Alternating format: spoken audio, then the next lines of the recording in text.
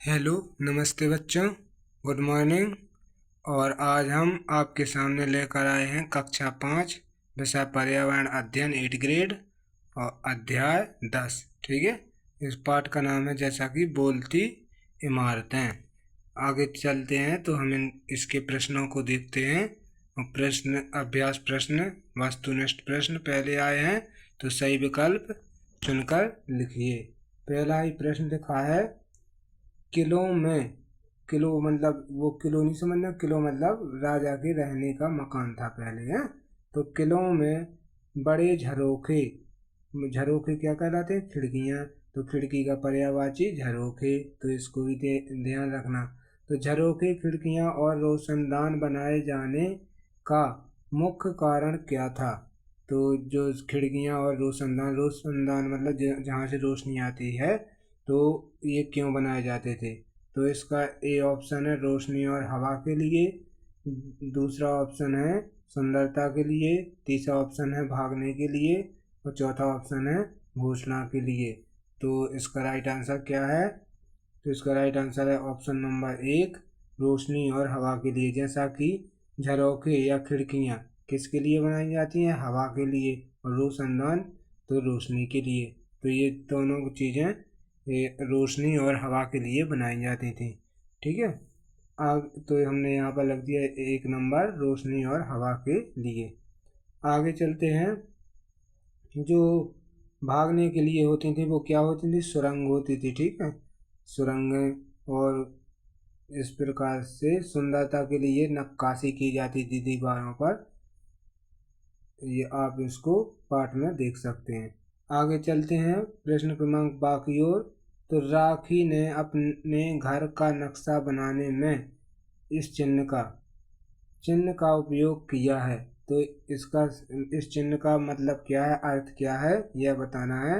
1 number है सड़क के लिए, दूसरा नंबर है कमरे के लिए, तीसरा है बगीचे के लिए और चौथा है दरवाजे के लिए। तो आप जब गोलकुंडा का पाठ पढ़ेंगे, पाठ 10, तो इसमें आप पाएंगे कि जब गोलकुंडा किले का जो नक्शा बना हुआ है उसकी बाहरी हिस्से पर इस प्रकार से एक आकृति बनी है। तो इसे क्या दर्शाया गया है? दरवाजा। तो इसका राइट आंसर क्या होगा कि जो राखी है उसने भी किसके लिए दर्शाया है? दरवाजे के लिए। तो इसका राइट आंसर ऑप्शन नंबर 4 होगा। हमने यहाँ पर लिख दिया 4 नंबर दरवाजे के लिए। ठीक है, तो आप इसको पुस्तक में भी देख सकते हैं। आगे चलते हैं। तो प्रश्न क्रमांक 7 जैसा कि लिखा है कि सृष्टि के सूर्योदय के समय सूर्य के विपरीत दिशा, विपरीत मतलब उसके उल्टी दिशा में, तो विपरीत दिशा की ओर मुंह करके खड़ी है। उसके दाएं हाथ की ओर कौन सी दिशा होगी?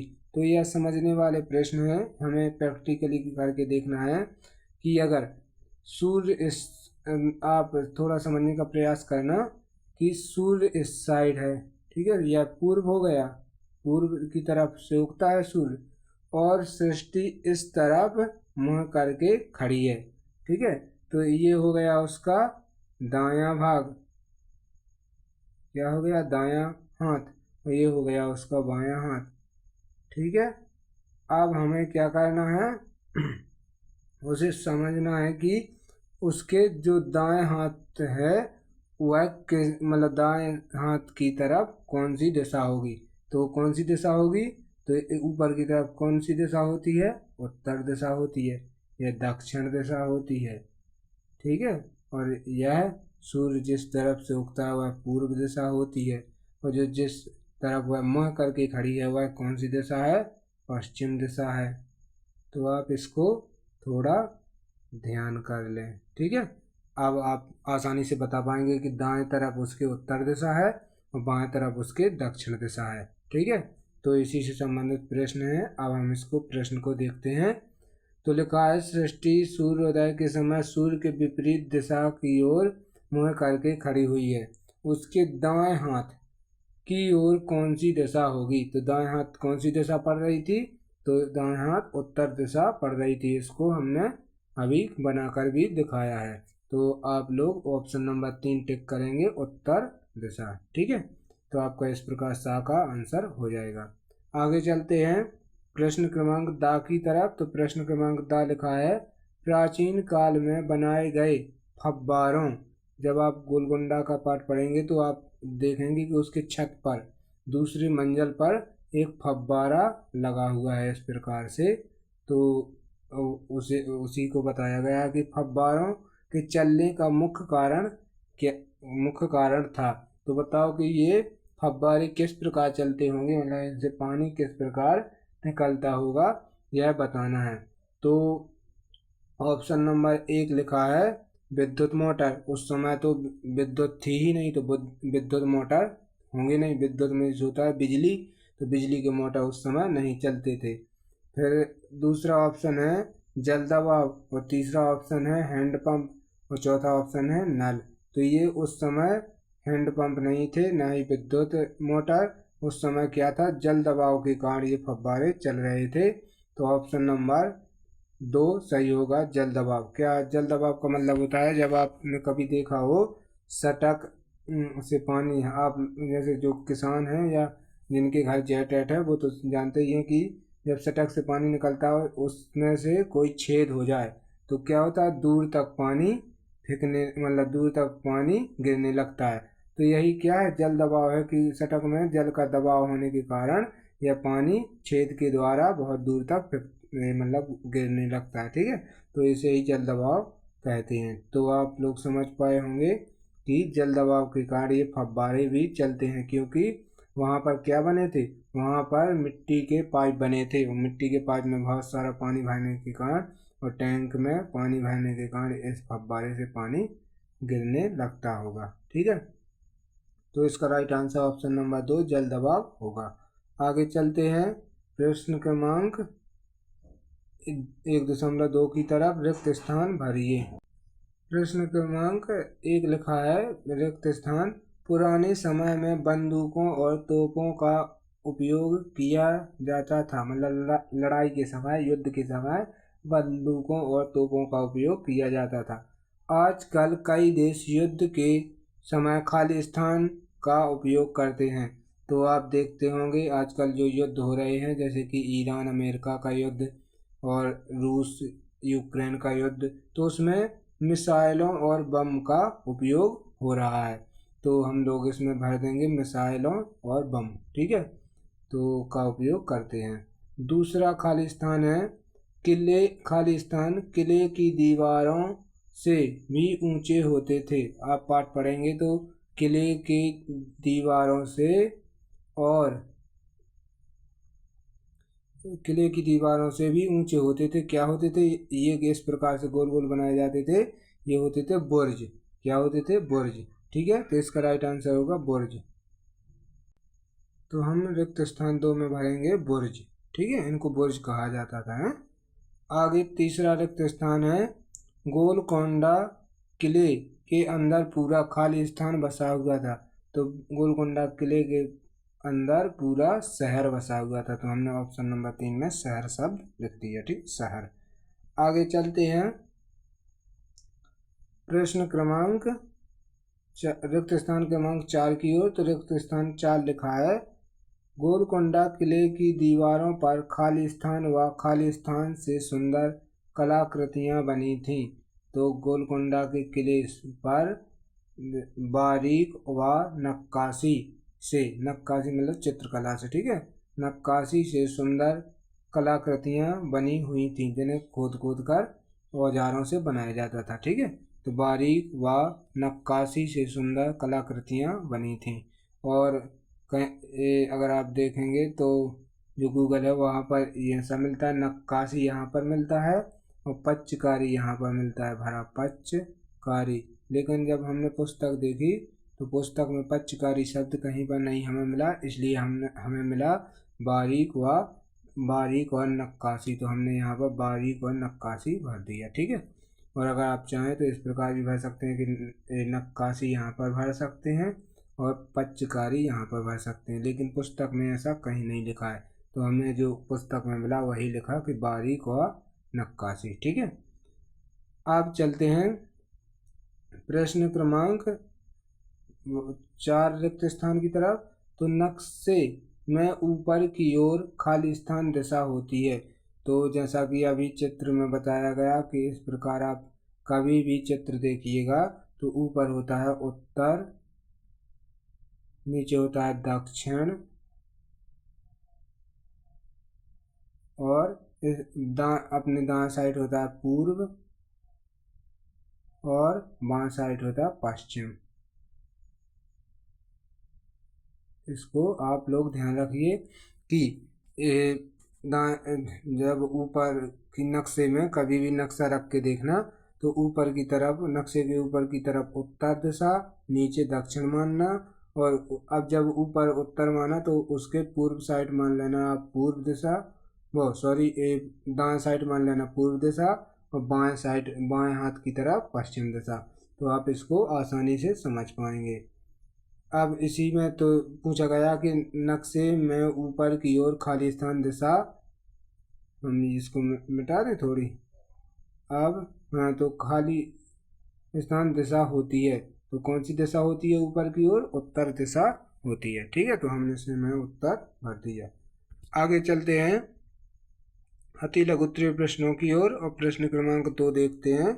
तो प्रश्न क्रमांक 2 जैसा कि लिखा है कि किले गोलकुंडा के किले की दीवारें मोटी मोटी मोटी क्यों बनाई गई थी? तो पहले क्या हुआ करते थे कि पहले युद्ध अधिक हुआ करते थे और एक राजा दूसरे राज्य पर अपना राज्य बढ़ाने के लिए आक्रमण कर दिया करते थे। ठीक है, तो इसी की सुरक्षा के लिए किले बनाए जाते थे। तो उत्तर है किले की सुरक्षा को मजबूत करने और दुश्मनों के हमलों से बचाने के लिए दीवारें मोटी बनाई गई थी। ठीक है, तो किले की सुरक्षा को मजबूत करने और दुश्मनों के हमलों से बचाने के लिए दीवारें मोटी बनाई गई थी ताकि दुश्मन हमला ना कर सके। प्रश्न क्रमांक 3 है, लिखा म्यूजियम। अब आप इसको प्रश्न क्रमांक 2 को अच्छे आराम से लिख सकते हैं। अब प्रश्न क्रमांक 3 लिखा है म्यूजियम में प्राचीन वस्तुओं और अवशेषों को संभाल कर क्यों रखा जाता है? तो म्यूजियम क्या होता है? जहाँ पर पुरानी चीज़ें जो हैं, हमारी प्राचीन चीज़ें, उन्हें एक कमरे में रखा जाता है ताकि देखने के लिए, ताकि हम पुराने समय को समझ सकें। तो इन अवशेषों, मतलब अवशेष कहलाते हैं टुकड़े। ठीक है, कोई वस्तु टूट गई तो उस अवशेषों को भी और वस्तुओं को भी संभाल कर क्यों रखते हैं? तो इसका उत्तर है हम अपने हम अपने इतिहास, पुरानी संस्कृति, रहन सहन और कला को जान और समझ सकें। जो पहले कला चलती थी कि ताजमहल में देखो कौन सी कला का उपयोग किया गया, खजुराहो के मंदिरों में कौन सी कला का उपयोग किया गया, तो इसको जान सकें। इसलिए म्यूजियम में अवशेषों को संभाल कर रखा जाता है। तो आपका जवाब हुआ हम अपने इतिहास मतलब पुराने समय को, पुरानी संस्कृति को और रहन सहन और कला को जान और समझ सकें, इसलिए म्यूजियम में अवशेषों को संभाल कर रखा जाता है। ठीक है, तो प्रश्न क्रमांक 3 का आंसर आपका यह हो जाएगा। आगे चलते प्रश्न क्रमांक 4 की ओर। तो लिखा है किले में बुर्ज और उसमें छेद क्यों बनाए जाते थे?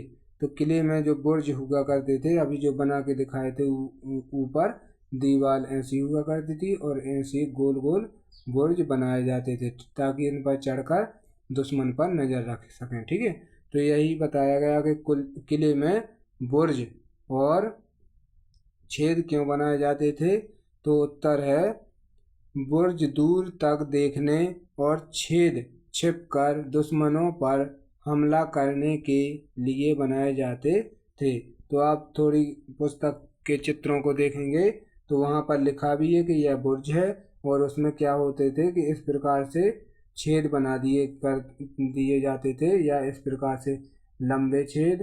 तो इनमें से छिपकर यहाँ से बंदूक निकाल कर दुश्मन को मार देते थे। और हम मतलब जो सैनिक थे वो यहाँ पर छिपे ही रहते थे दीवार से। ठीक है, तो बुर्ज दूर दूर तक देखने और छेद छिपकर दुश्मनों पर हमला करने के लिए बनाए जाते थे। ठीक है, तो आपका जवाब यह प्रश्न क्रमांक 4 का हो गया।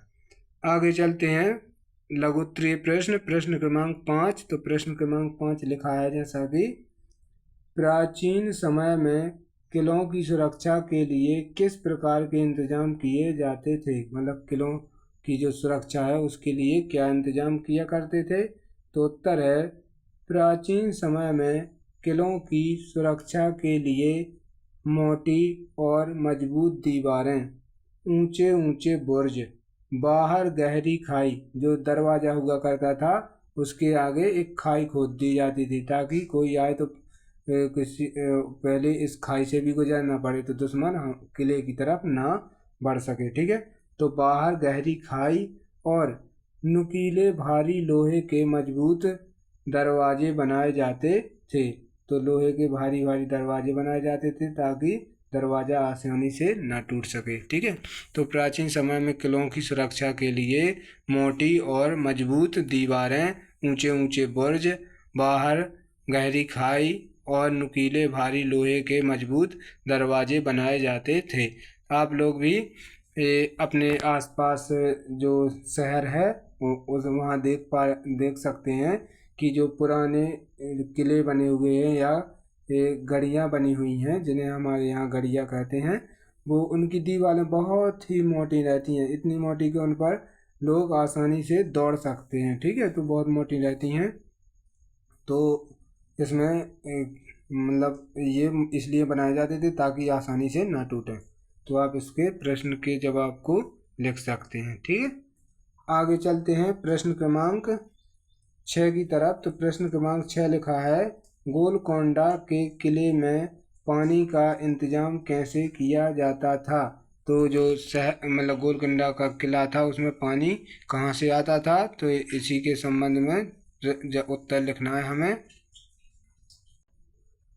प्रश्न क्रमांक 6 का उत्तर होगा गोलकोंडा के किले में पानी के लिए राहट का उपयोग करके बावड़ियों से पानी चढ़ाया जाता था।